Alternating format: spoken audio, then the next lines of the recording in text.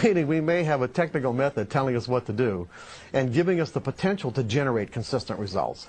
But like the basketball player, without developing the appropriate mental skills, it's unlikely we'll be able to do what our method or trading plan is indicating without making a number of potential execution errors. In other words, to stay positively focused on the process of trading by doing exactly what we need to do, when we need to do it, without hesitation, reservation, or fear. Okay. That's interesting. So you see, no matter how good a technical method is at generating winning trades, turning those winners into a consistent income requires the ability to do or not do some things that the method itself can't help us with. For example, our method can't force us to predefine the risk of getting into a trade. Or if we do predefine the risk, our method can't force us to take the loss that ends up turning into a bigger loss. Right. And you know, that's happened to everybody, okay? Our method can't prevent us from moving a stop closer to our entry point where we get stopped out and the market trades back in our favor. Our method can't prevent us from hesitating and getting in too late. Or our method can't stop us from jumping the gun and getting in too soon, where the signal to actually get in never really develops. And our method can't stop us from getting out of a winning trade too soon and leave money on the table.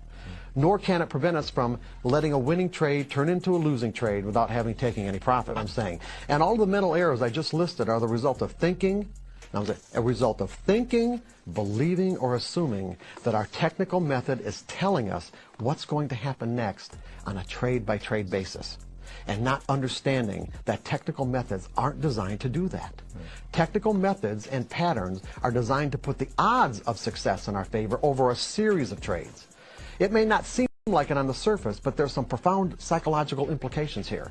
What this means is the outcome of the signals generated by any technical method on a trade-by-trade basis are unique and random. In other words, there's no way to know in advance what the outcome to any particular signal will be or what the sequence of wins or losses will be over a series of trades. It's somewhat of a paradox to think that events that have a random outcome can produce a consistent result.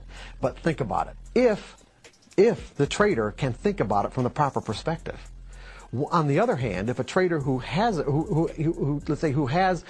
generated his signal from a technical method hasn't learned to integrate this principle, this randomness principle, into his trading regimen, he will undoubtedly find that trading can be one of the most frustrating, if not exasperating, endeavors he's ever chosen to undertake.